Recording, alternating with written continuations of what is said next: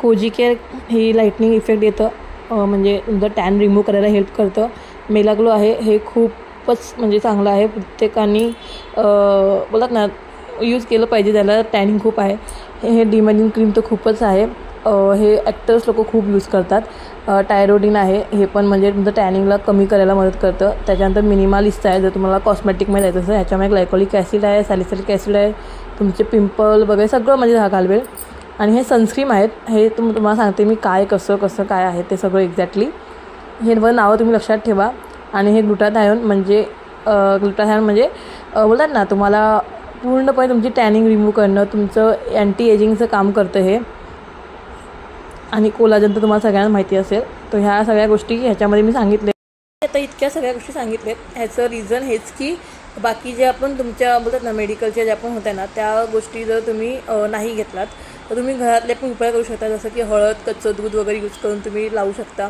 त्याच्याने चांगलं इफेक्ट देऊ शकतं. त्यामुळे थोडंसं नकळत लिंबू ॲड करू शकता, एकच थेंबा, जास्त नाही.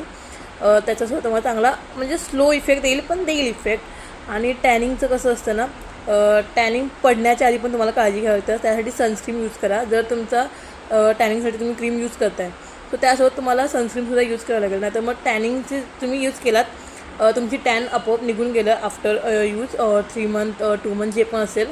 त्याच्यानंतर तुम्ही यूज नाही केलं, त्याच्यानंतर तुम्ही काळजी नाही घेतली, उन्हामुळे तसंच जात आहे विदाऊट सनस्क्रीम, तर काहीच फायदा नाही आहे. बिकॉज सनस्क्रीम आपल्याला UV रेपासून ऑलमोस्ट वाचवणार आहे. बोलतात ना 100% नाही तर ॲटलिस्ट 80% किंवा 50% तरी वाचले. जेवढी स्किन टॅन होणार नाही त्याच्यावर काहीतरी बऱ्यापैकी वाचवेल.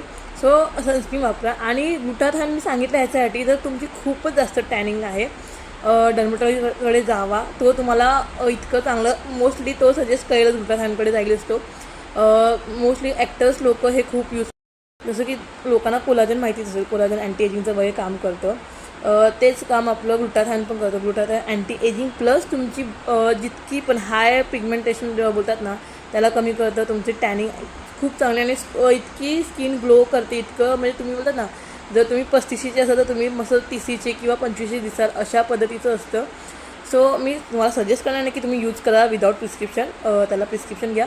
किंवा जर तुम्हाला वापरायचं असेल तर क्युअरवेदाचे आणि ओझिवाची वगैरे पण पावडर फॉर्ममध्ये मिळतात, किंवा त्याचे टॅबलेट फॉर्म पण तुम्ही यूज करू शकता, असं काही नाही.